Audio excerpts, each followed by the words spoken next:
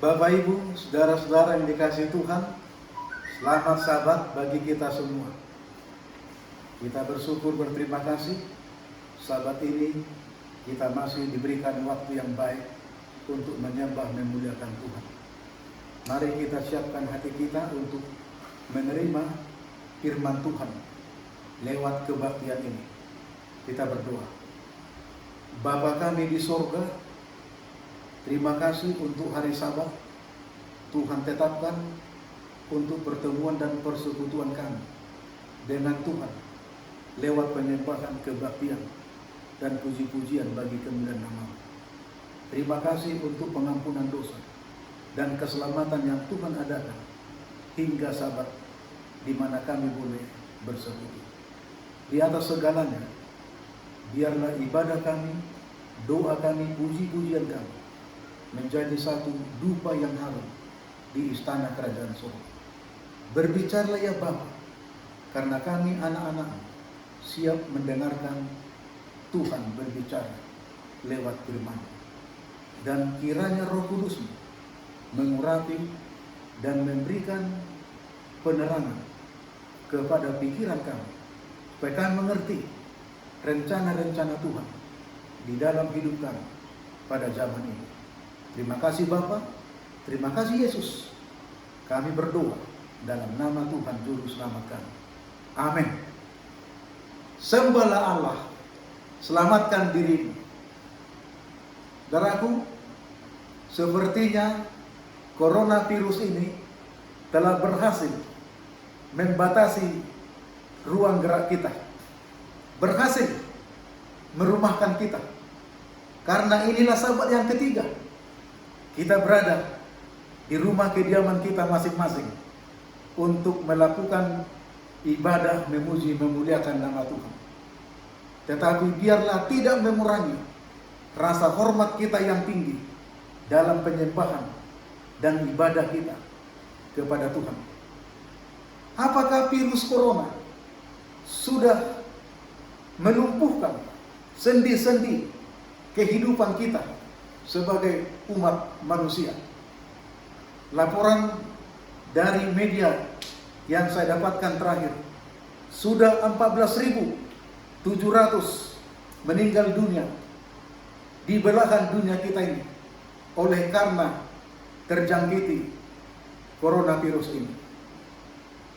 Dan China, Jepang, Korea Selatan, Amerika Serikat, Italia, Prancis, Jerman, negara-negara yang paling banyak korban terjangkiti virus corona ini.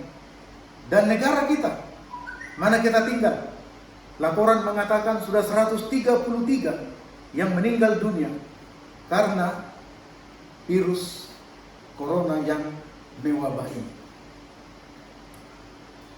Ketika wabah corona melanda dunia ini, apakah respon kita? Apakah rencana Tuhan untuk kita? Pasti ada rencana Tuhan yang indah dan mulia di balik semua penderitaan, kecemasan, kesusahan yang dihadapi setiap insan manusia yang hidup karena virus corona ini. Bagaimanakah respon pemerintah, organisasi gereja, dan setiap individu Anda dan saya menghadapi coronavirus ini? Pemerintahan kita lewat presiden sudah menambah 405,1 triliun rupiah dikucurkan dana untuk menangani coronavirus 19 ini. Dan gereja kita lewat Uni Indonesia Kawasan Barat sudah mengucurkan 500 juta rupiah kepada daerah-daerah dan konfren yang ada di Uni Indonesia Kawasan Barat untuk dapat disalurkan sekedar bantuan, menolong dan perhatian dari gereja kepada umat-umat yang berdampak daripada virus corona ini. Saudaraku, ketika penderitaan datang, ketika kesusahan diizinkan Tuhan hadir di tengah-tengah kehidupan kita, apakah iman kita teruji? Apakah rohani kita semakin dimurnikan? Apakah kehidupan kita semakin dikuduskan? Apakah kita akan tetap setia dalam hidup meninggikan Kristus dan di dalam kebenarannya? Apakah tandanya kehidupan seseorang yang ada di dalam kebenaran Kristus? Alkitab mengajarkan kepada kita. Alkitab ini memberikan penjelasan dan informasi kepada kita bagaimana sepatutnya umat-umat Tuhan yang hidup, berjalan, dan tinggal bersama dengan Yesus. Saudaraku, Rasul Paulus mengatakan di dalam kitab Roma 8 ayat 18, sebab aku yakin, kata Rasul Paulus, bahwa penderitaan zaman sekarang ini tidak dapat dibandingkan dengan kemuliaan yang akan dinyatakan Allah kepada kita kelak. Penderitaan, kesusahan yang kita hadapi sekarang ini, dan mungkin karena virus corona yang takut, cemas, dan takut terjangkiti, tidak sebanding dengan apa yang sudah dialami Yesus Kristus di atas kayu salib. Dan hambanya Ellen G. White mengatakan, inilah kesusahan besar, bahwa kita masing-masing akan berdiri berhubungan dengan Tuhan kita bila mana kita menghadapi kepicikan Yakub, glory in tribulation. Ada kemuliaan di dalam penderitaan, di balik penderitaan kesusahan karena wabah virus corona ini, atau karena malapetaka dan bencana yang datang sekalipun. Ada rencana Tuhan yang indah dan mulia di balik semua peristiwa ini, bahwa Dia ingin membentuk karakter kita, memurnikan hidup kerohanian kita seperti mas tulen yang sudah teruji di dapur api penderitaan, untuk membentuk karakter kita, tabiat kita sesuai dengan Kristus, supaya kita siap bertemu dengan Yesus di awan-awan bila mana Dia datang kembali untuk menjemput kita. Lockdown, beberapa negara lockdown, beberapa kota lockdown. Akhirnya kota seperti mati, sepi, sunyi, diam semuanya, tidak ada pergerakan. Mall, tempat-tempat wisata, dan tempat-tempat keramaian yang berjubel-jubel orang selama ini menghabiskan uangnya, menghabiskan waktunya untuk kesenangan hidupnya, sekarang sepi, lengang, kosong, dan sunyi karena tinggal di rumah. Jalan-jalan tadinya sempit, macet, di mana banyak kendaraan, sekarang sepi, lengang, lancar. Jalan-jalan tol lancar semuanya. Kenapa? Karena orang sekarang ini sedang dikurung oleh coronavirus, sehingga tinggal di rumah masing-masing. Yang tadinya uang habis dihambur-hamburkan untuk kesukaan, untuk hobi, untuk olahraga. Sekarang gedung-gedung olahraga, arena-arena pertandingan sepi, kosong, karena semua orang berada di rumah. Berhala karena hiburan, karena tontonan, karena kepelesiran, karena pesiar, jalan-jalan, habiskan uang, habiskan waktu, berpoya-poya, menikmati kehidupan dunia. Sekarang dikurung, tinggal di rumah oleh virus corona. Saudaraku, renungkan, ini rencana Tuhan untuk kita. Yesus mau datang kembali menjemput kita, dan Dia memiliki rencana bila mana penderitaan, kesusahan dihadirkan di tengah-tengah kehidupan kita. Tapi kadang-kadang kita lebih takut daripada corona yang kita hadapi, dan rasa takut yang berlebihan itu akan membuat imun kita lemah, kekebalan tubuh kita lemah, sehingga kita lebih mudah diserang oleh penyakit. Saudara-saudaraku, mari kita memiliki pengharapan dan melihat jauh ke depan, bahwa ada rencana Tuhan yang lebih indah dan mulia di balik semua penderitaan ini. Hambanya Ellen G. White mengatakan dalam buku Christian Service halaman 247, bukan uang dan tanah dan kedudukan serta jabatan yang akan membawa kita ke surga, tetapi tabiat seperti Kristuslah yang akan membukakan pintu gerbang Firdaus itu bagi kita. Bukan keagungan dunia, bukan pencapaian kepintaran yang tinggi yang akan memenangkan mahkota kekekalan bagi kita, tetapi hanya memiliki keserupaan dengan Kristus di dalam tabiat, kerendahan hati, kelemah lembutan, dan kesederhanaan. Inilah yang memuliakan Tuhan dan yang membawa kita membuka pintu surga bagi kita yang akan datang. Melalui tinggal di rumah, kita dapat belajar dari Tuhan. Kita merenungkan firman-Nya setiap saat. Kita lebih banyak berdoa dan menyerahkan hidup kita kepada Tuhan.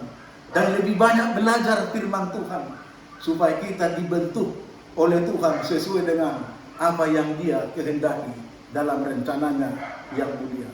Rasul Paulus kembali mengatakan dalam 2 Korintus pasal 4 ayat 17, sebab penderitaan ringan yang sekarang ini mengerjakan bagi kami kemuliaan yang kekal, yang melebihi segala-galanya, jauh lebih besar daripada penderitaan sekarang ini. Bapak Ibu, saudara-saudara yang dikasihi Tuhan, ingat, ada kemuliaan rencana Tuhan yang indah di balik penderitaan. Pepatah kita mengatakan, berakit-rakit ke hulu, berenang-renang ke tepian, bersakit-sakit dahulu, bersenang-senang kemudian. Jika virus corona ini adalah rencana Tuhan untuk membawa kita kepada yang lebih baik, yang menyenangkan di balik semua penderitaan, yang lebih mulia dan indah di balik semua penderitaan, kecemasan dan ketakutan serta kekhawatiran karena virus corona ini, ingatlah bahwa ada rencana Tuhan untuk kita yang lebih indah dan lebih mulia. Inilah mungkin disiplin Tuhan untuk kita. Tuhan sedang mendisiplin supaya kita tinggal di rumah dengan banyak merenungkan mujizat Tuhan, kasih Tuhan, belajar firman-Nya dan berdoa, menyerahkan hidup kita sepenuhnya kepada-Nya untuk dibentuk oleh Tuhan. Karena disiplin adalah kunci keberhasilan. Saudaraku, kita akan belajar dari tokoh-tokoh Alkitab, orang-orang rohani yang sudah melewati tribulation, pergumulan besar, penderitaan besar, kesusahan yang besar. Mereka mempertahankan iman mereka setia dalam kebenaran dan kepada Tuhan. Yusuf adalah orang yang pertama. Yusuf disayangi ayahnya, selalu berlebihan dibuat untuknya. Lalu saudaranya benci kepadanya. Lalu saudaranya memiliki sebuah rencana untuk berbuat yang tidak baik, ingin menghabisi nyawa daripada Yusuf. Waktu dia pergi ke Dotan, mengantarkan makanan, kebutuhan saudaranya dalam mengembalakan domba, karena sudah berbulan-bulan di sana. Akhirnya Yusuf ditangkap, gantinya dibunuh, dimasukkan ke dalam sumur. Dan akhirnya salah satu saudaranya, Yehuda, mengangkat di dalam sumur, lalu menjualnya 20 keping perak kepada kapilah-kapilah Mesir, saudagar-saudagar yang datang. Lalu Yusuf berada di Mesir. Sedikit dia lolos dari maut yang tadinya sudah di depan matanya. Sekarang dia mulai menikmati berkat Tuhan, keselamatan dari Tuhan. Dan sepertinya dia diberkati oleh Tuhan ketika tinggal di rumah Potifar, tuannya. Tapi ketika dia mulai menikmati berkat Tuhan itu dan bersyukur kepada Tuhan dan mulai hidupnya berbahagia, penggodaan yang besar terjadi dari istri Potifar, nyonyanya, menggoda dia untuk tidur bersamanya, menikmati hubungan intim, saudaraku. Tapi dia tidak mau. Dia lari, dia mengelak. Tapi akhirnya dia difitnah dan dipersalahkan, dijebloskan ke dalam penjara. Baru sebentar menikmati kebebasan, dan menikmati berkat-berkat Tuhan, sekarang kembali di penjara, di balik teruli besi. Dia merenungkan, dia mengalami penderitaan, dia kembali susah dalam hidupnya, tapi dia selalu merenungkan kasih Tuhan. Dia merasakan Tuhan bersama-sama dengan dia. Tidak berapa lama, dia kembali keluar dari penjara dan menduduki Perdana Menteri, orang kedua di pemerintahan Firaun, kerajaan Mesir. Saudaraku, itulah rencana Tuhan di balik penderitaan kesusahan yang besar yang dihadapi Yusuf, bila mana dia setia, penuh dengan integritas dan hidup di dalam kebenaran Tuhan. Musa adalah seorang pemimpin bangsa yang besar. Dia seorang pemimpin politik, seorang ahli hukum, seorang militer yang ahli perang. Dia sudah dipersiapkan menjadi Firaun berikutnya, karena dia sudah dibesarkan, dididik di istana Firaun, walaupun dia anak yang diangkat dari sungai Nil, orang Israel, oleh putri Firaun. Tetapi ketika dia mau dilantik menjadi raja, sudah menikmati segala kesenangan hidup dan nikmatnya dunia ini, singgasana istana kerajaan, tiba-tiba dia menjadi seorang pelarian, lari ke padang Midian. Di sana dia merenungkan Tuhan dalam penderitaannya, menggembalakan domba-domba Jitro mertuanya. 40 tahun belajar untuk kesabaran dan kerendahan hati. Lalu sekarang dia dipanggil Tuhan menjadi juru kabar dengan abangnya Harun menghadap Firaun untuk menyampaikan kemuliaan Tuhan. Mujizat demi mujizat yang dilakukan oleh Tuhan lewat Musa dan Harun, ini adalah menunjukkan kemuliaan Tuhan di tengah-tengah dunia kekafiran Mesir pada waktu itu. Dan akhirnya dengan kematian anak sulung di Tula yang ke-10 itu, Firaun kalah, tidak bisa berbuat apa-apa. Orang Israel keluar dari Mesir dipimpin oleh Musa. Tetapi dalam suatu perjalanan, sepertinya deadlock, sepertinya jalan buntu, sepertinya lockdown, saudaraku. Ya, di depan lautan yang bebas, di kiri puncak gunung, di kanan puncak gunung, di belakang tentara-tentara Firaun berkuda dengan bersenjata lengkap datang untuk menghabisi orang Israel. Saudaraku, Musa mengerti rencana Tuhan. Dia percaya kepada Tuhan bahwa inilah ujian bagi umat Israel yang akan menyeberangi lautan ini menuju tanah perjanjian yang sudah dijanjikan Tuhan untuk mereka. Musa mengangkat tangannya, membelah laut itu, dan akhirnya kering, mereka pergi. Dan sampai di ujung, di seberang, mereka semuanya selamat. Lalu Musa kembali mengangkat tongkatnya, lalu air itu menyatu. Semua tentara-tentara Firaun berkuda, berpasukan yang lengkap itu lenyap, binasa di lautan itu. Di situ Musa mengangkat tangannya ke atas. Dia memuji Tuhan, memuliakan Tuhan.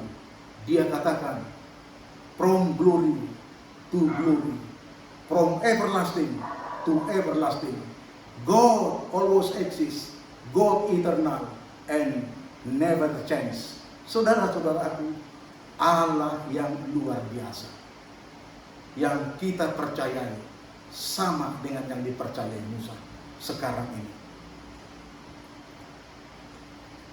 2 Korintus 3 ayat 7. Pelayanan yang memimpin kepada kematian terukir dengan huruf pada loh-loh batu. Namun demikian kemuliaan Allah menyertainya waktu ia diberikan. Sebab sekalipun pudar juga cahaya muka Musa begitu cemerlang, sehingga mata orang-orang Israel tidak tahan menatapnya jika pelayanan itu datang dengan kemuliaan yang demikian. Ini peristiwa selama 40 tahun di padang belantara. Pernah Tuhan menunjukkan kemuliaan di wajah Musa, sehingga umat-umat itu tidak tahan melihat Musa. Kenapa? Karena dosa-dosa pemberontakan mereka kepada Allah. Saudaraku yang dikasihi Tuhan, penderitaan ada maksudnya, kesusahan ada maksudnya. Adalah alat di tangan Tuhan untuk membentuk karakter kita, untuk memurnikan hidup kerohanian kita, saudara-saudaraku, dan untuk melenyapkan keinginan-keinginan daging keberdosaan kita. Yang ketiga, Sadrak, Mesak, dan Abednego.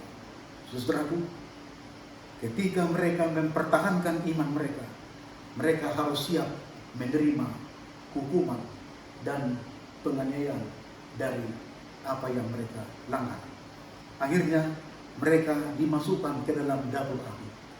Saudara tahu, dengan iman mereka mengatakan, Tuhan yang kami sembah, Allah yang kami yakin dan percayai, sanggup melepaskan kami dari maut api yang menyala-nyala ini. Tetapi jika Tuhan tidak melakukan itu, kami tahu siapa Allah yang kami sembah. Kami tidak akan menyangkal iman kami. Luar biasa Bapak Ibu. Penderitaan yang mereka alami di dapur api menjadi kehangatan, kemuliaan, karena Yesus ada bersama mereka di dalam dapur api itu. Demikian juga dengan Daniel. Daniel, saudara, kalau kita baca Daniel, gua singa. Kalau Sadrak, Mesak, Abednego sudah selesai giliran, sekarang Daniel menghadapi ujian iman kesetiaan. Apakah dia tetap bersekuku bertahan di dalam Tuhan? Dijebloskan, dimasukkan ke dalam kandang singa. Di sana tidur satu malam dengan singa-singa sahabatnya. Raja sangat cemas, tidak bisa tidur, saudara, satu malam. Pagi-pagi sekali raja sudah datang kepada Daniel, lalu dikatakan, hai Daniel, selamatkah hidupmu? Saudaraku yang dikasihi Tuhan, apa kata Daniel? Tuanku raja, hiduplah engkau, Allahku sanggup melepaskan aku. Daniel hidup satu malam, hukuman karena perbuatan yang dimanipulasi lawan-lawan politiknya di pemerintahan. Tetapi dia bersama dengan malaikat-malaikat Tuhan di dalam gua singa itu. Yang keempat, Ester.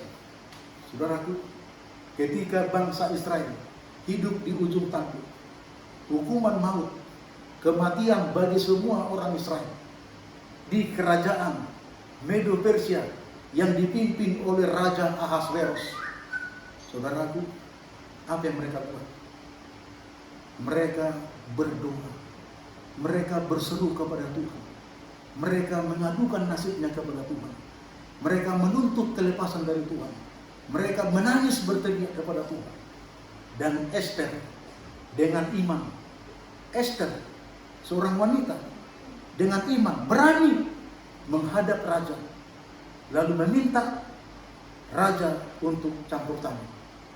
Tetapi sebelumnya dia sudah minta umat itu untuk berdoa dan berpuasa supaya Tuhan campur tangan di dalam kehidupan mereka. Dan akhirnya gantinya mereka binasa dilenyapkan. Orang yang merencanakan kematian untuk Mordekai, itulah yang disudah digantung di tiang gantung. Saudaraku yang dikasih, penderitaan adalah alat Tuhan, disiplin Tuhan, rencana Tuhan untuk membentuk kita supaya kita kembali setia. Dapatkah kita menyadari bahwa lockdown karena coronavirus ini adalah rencana Tuhan supaya kita lebih dekat dan erat hubungan kita dengan Tuhan. Meninggalkan semua keberhalaan yang ada di dalam kehidupan kita selama ini. Karena sudah terlalu banyak waktu, terlalu banyak uang yang kita habiskan hanya untuk kesenangan kita, bukan untuk memuliakan dan menyembah nama Tuhan. Tetapi ada orang bertanya, ketika terjadi malapetaka dan bencana, where is God? Di manakah Tuhan? Di dalam tragedi yang terjadi ini, di manakah Tuhan? Saudaraku, Tuhan ada bersama dengan kita di dalam penderitaan itu. Tuhan hadir bersama dengan kita, menemani kita, menguatkan kita di dalam tragedi yang terjadi itu. Jadi saudaraku, ketika datang peristiwa malapetaka dan apa saja, tidak perlu kita takuti seperti virus corona ini. Karena Tuhan bersama dengan kita, melindungi kita, memeliharakan kita, dan akan melepaskan kita dari maut sekalipun. Amin Bapak Ibu. Yesus adalah satu-satunya yang mengalami penderitaan yang sempurna. Penderitaan yang dalam Yesus dibandingkan dengan yang kita alami sekarang ini belum seberapa, saudara-saudaraku. Karena mempertahankan kebenaran, karena iman kekristenan saudara, saudara menghadapi berbagai penderitaan, kesusahan dari sekitar lingkungan kehidupan Anda, dari para pemimpin-pemimpin, dari pemerintah orang lain, dari penguasa-penguasa di langit, di angkasa ini, kuasa-kuasa kegelapan. Saudaraku, belum sebanding dengan apa yang sudah dialami Yesus. Rasul Paulus mengatakan itu, belum sebanding. Tetapi Dia yang untuk waktu yang singkat dibuat sedikit lebih rendah daripada malaikat, yaitu Yesus yang kita lihat, yang oleh karena penderitaan maut dimahkotai dengan kemuliaan dan hormat, supaya oleh kasih karunia Allah Ia mengalami maut bagi semua manusia. Dengan jalan demikian manusia beroleh keselamatan. Ibrani 2 ayat 9. Yesus yang adalah Tuhan pencipta dibuat lebih rendah sedikit dari malaikat-malaikat, menjadi manusia sama seperti kita, tapi Dia tidak berdosa dan mengalami maut, supaya dengan mengalami maut itu semua orang bisa diselamatkan, dibangkitkan dari kehidupan bagi orang-orang saleh. Karena Yesus sudah mengalahkan kematian dan melenyapkan kuasa maut itu. Filipi 2 ayat 8 sampai 11. Itulah sebabnya Allah sangat meninggikan Dia, supaya setiap lidah mengaku Yesus adalah Tuhan, dan semua orang dapat diselamatkan oleh karena Yesus Kristus Tuhan kita. Saudaraku, ada filsafat manusia di dunia ini. Kalau sama kami orang Tapanuli, itu 3H namanya. 3H. Hamoraon, Hagabeon, Hasangapon. Ya. Kekayaan, kehormatan, dan kemuliaan. Seperti itu terjemahan bebasnya. Lalu kalau bahasa Indonesia, pepatah kita mengatakan, bersakit-sakit dahulu, bersenang-senang kemudian. Ada istilah untuk atletik, no pain, no gain. Tidak ada penderitaan, tidak ada kemenangan. Bagi orang bisnismen, no guts, no luxury. Tidak ada keberanian, tidak ada kemewahan. Bagi selebriti, artis bintang film, no trend, no popularity. Kalau tidak terkenal, tidak ada pengagum, maka mereka tidak akan populer. Tetapi bagi Kristus, no sacrifice, no salvation. Kalau Yesus tidak mengorbankan dirinya, mati di kayu salib, tidak akan ada penebusan dan keselamatan bagi orang berdosa. Syukur kepada Allah karena Dia memberikan putranya Yesus satu-satunya mati di kayu salib, pengorbanannya, dan oleh jasa-jasanya kita beroleh pengampunan dan keselamatan. Kita dibenarkan oleh kasih karunia-Nya. Dan bagi kita orang Kristen, kita juga memiliki sebuah filsafat sekarang ini. No tribulation, no glory. Tidak ada kesusahan yang besar yang kita lewati, tidak akan ada kemuliaan masuk surga yang akan datang.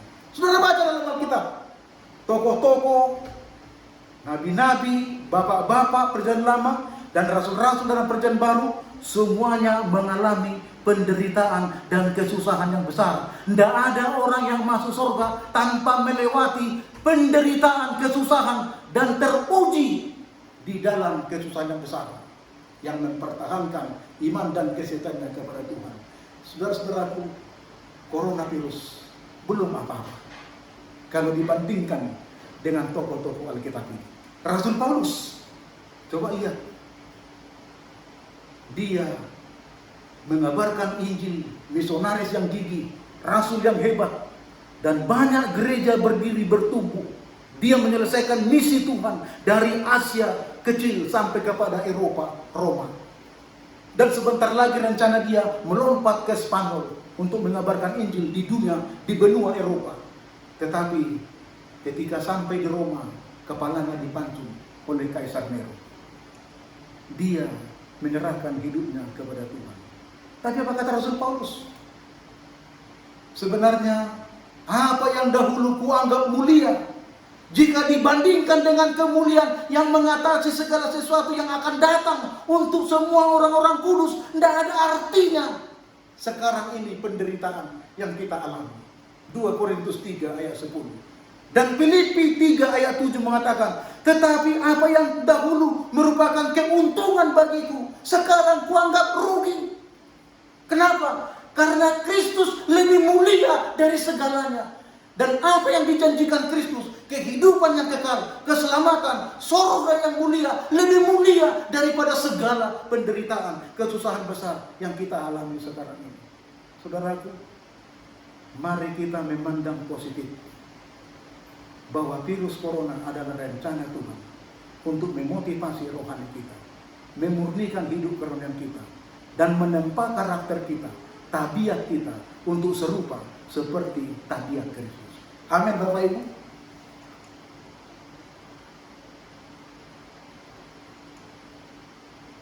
Petrus mengalami hal yang sama.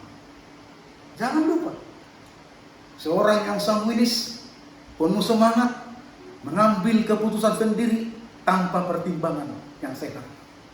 Tetapi ketika dia dikuasai Roh Kudus di hari Pentakosta, dia memimpin pergerakan misi. Dia mengadakan KKR, dan dia seorang pemimpin gereja, organisatoris gereja. Sekarang dalam 1 Petrus 1 ayat 7, dia katakan bahwa maksud semua penderitaan yang datang kepada kami, kepada kita sebagai pengikut-pengikut Kristus, adalah sebuah ujian, cara di mana Tuhan memurnikan iman kita, memurnikan kerohanian kita. Coba kita baca 1 Petrus 1 ayat 7. Maksud semuanya itu ialah untuk membuktikan kemurnian imanmu yang jauh lebih tinggi nilainya daripada emas yang panas, yang diuji kemurniannya dengan api, sehingga kamu memperoleh puji-pujian dan kemuliaan dan kehormatan pada hari Yesus menyatakan dirinya waktu datang kedua kali menjemput kita.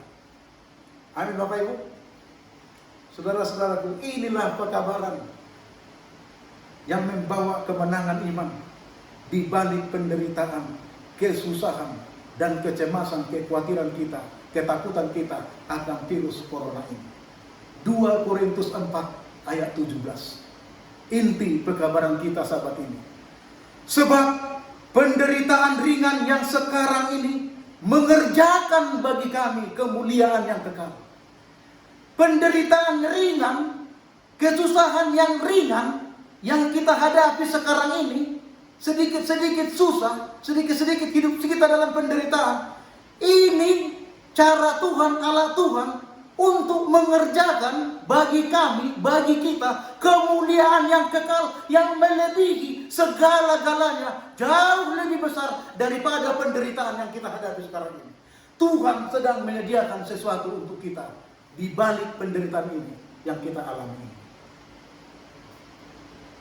Ribuan orang Kristen mati martir zaman reformasi gereja. Kaum Albigensia dan Waldensia dianiaya karena mereka berani membagi-bagikan Alkitab. John Huss di Swedia dibakar hidup-hidup di depan banyak orang. John Wycliffe di Prancis digantung hidup-hidup. John Knox di Skandinavia dibunuh. Martin Luther di Jerman ditangkap dan diseret dengan pasukan berkuda sampai ke tengah hutan.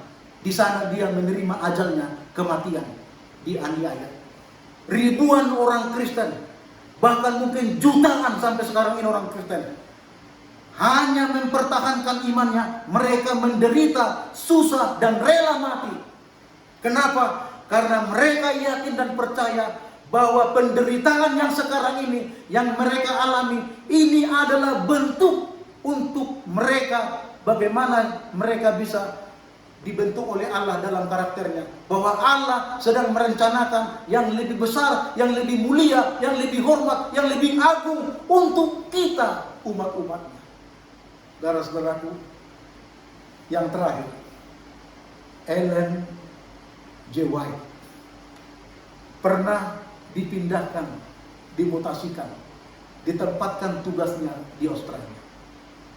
Karena para pimpinan-pimpinan kita di kantor Jalan Kompren terganggu dengan khotbah-khotbahnya. Akhirnya dia dipindahkan ke Australia. Australia pada waktu itu belum apa-apa dan tidak ada apa-apa. Pada waktu itu dia sedang sakit-sakitan. Seharusnya dia dirawat, tapi dia dibuang ke Australia. Saudaraku, Nyonya White sakit hatinya, tapi Tuhan mengubahnya. Tuhan membentuknya. Ada rencana Tuhan yang mulia. Dia menemukan sebuah tanah di sana atas ilham Tuhan, tempat berdirinya Avondale University, sekolah kita. Dan sekarang ini itulah sekolah yang terbaik, yang terindah dan terbagus, terkenal di Australia. Lalu apa lagi? Di sanalah Nyonya White menyelesaikan buku Perjuangan Segala Zaman. Dia tulis, saudara.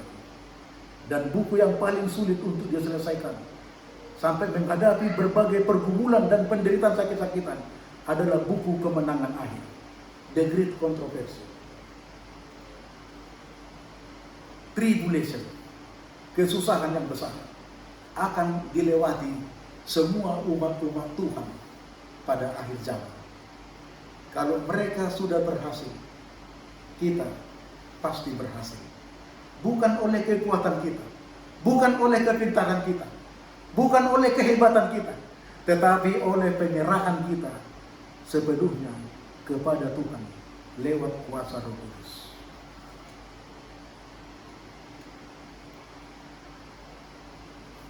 Ellen G. White mengatakan dalam buku The Great Controversy, halaman 513, masa percobaan atau pintu kasihan segera ditutup tidak lama sebelum Tuhan tampak di awan-awan di langit.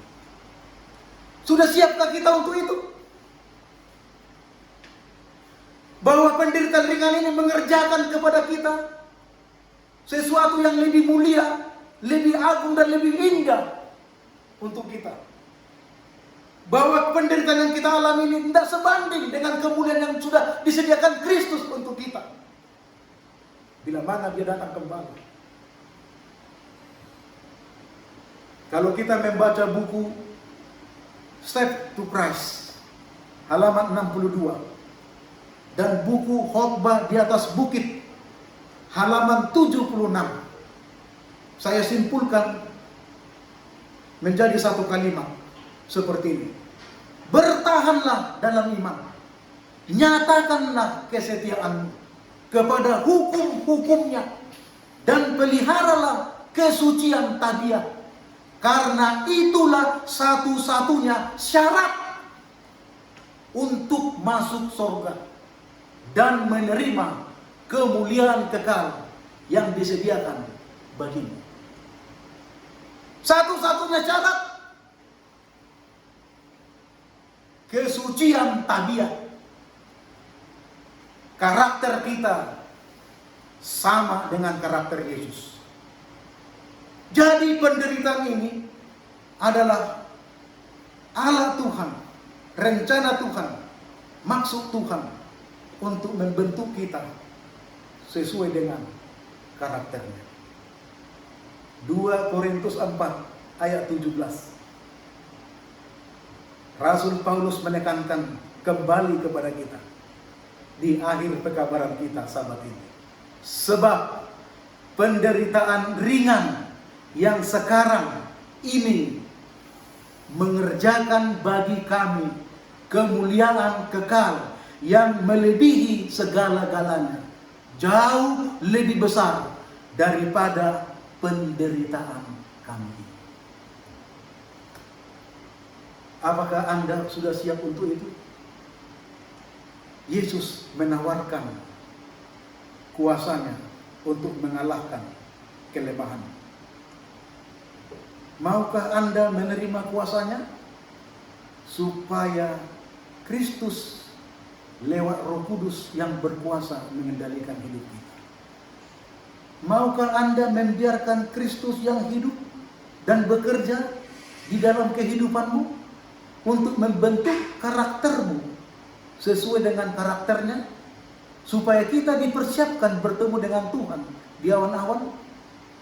Saudaraku, maukah Anda menghidupkan suatu kehidupan Kristus, berjalan bersama Kristus, hidup di dalam kebenaran Kristus, dan meninggikan Kristus dalam seluruh aspek kehidupan Anda sehari-hari, dimanapun Anda berada dan apapun Anda yang akan Anda alami, untuk menyelesaikan misi dan bertemu dengan Yesus di awan-awan bila mana Dia datang kembali.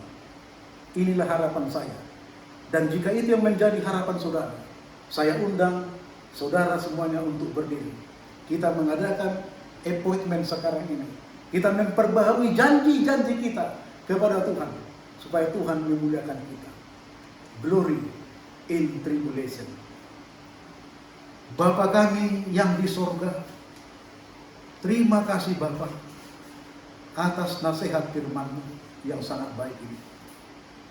Terima kasih kasih karunia-Mu untuk mengampuni dosa-dosa kami dan menyucikan kehidupan kami. Terima kasih pekabaran ini Bapa, Engkau mengundang kami untuk menyerahkan diri kami, hati kami, hidup kami ke dalam tangan-Mu sepenuhnya, supaya Tuhan membentuk kami. Bapa, kami sedang berdiri menyambut panggilan Tuhan. Kami sedang berdiri, berjanji, dan mengadakan pembaharuan janji kami kepada-Mu, supaya kami dibentuk oleh Tuhan sesuai dengan apa yang Kau kehendaki. Bapa, kami rindu Tuhan menggunakan kami menjadi alat-Mu untuk melakukan perkara-perkara ajaib yang Tuhan percayakan bagi kami. Bapa, kami rindu Tuhan menggunakan kami, anak-anak-Mu, umat-umat-Mu, dan hamba-hamba-Mu menjadi sarana, saluran-saluran berkat dan keselamatan bagi banyak orang. Bapa, kami rindu supaya Engkau membentuk kami sesuai dengan apa yang Kau kehendaki dalam rencana-rencana-Mu yang indah dan mulia bagi kami. Bapa, kami rindu memiliki tabiat seperti tabiat Kristus.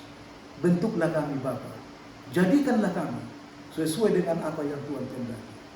Bapa, kami rindu untuk bertemu dengan Yesus di awan-awan bila mana dia datang kembali menjemput kami dan masuk dalam kerajaan surga, kemuliaan yang melebihi segala penderitaan yang kami alami di dunia yang fana dan berdosa ini. Bapa, kami rindu untuk selalu hidup dan berjalan bersama dengan Kristus sekarang ini dan untuk selama-lamanya.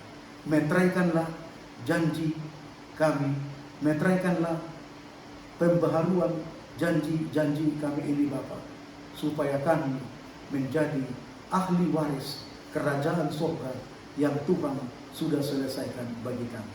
Bapa, kami rindu untuk menyelesaikan misi Tuhan di muka bumi, karena kami sudah sangat lama menunggu kedatangan Yesus yang kedua kali. Datanglah ya Bapa, dan bawalah kami ke dalam kerajaan surga yang Kau sediakan bagi kami. Terima kasih Bapa, terima kasih Yesus. Tuhan memberkati dan melindungi Engkau. Tuhan menghadapkan wajahnya dan menyinari Engkau dengan sinar kemuliaan wajah Tuhan dan memberikan Engkau kasih karunia-Nya.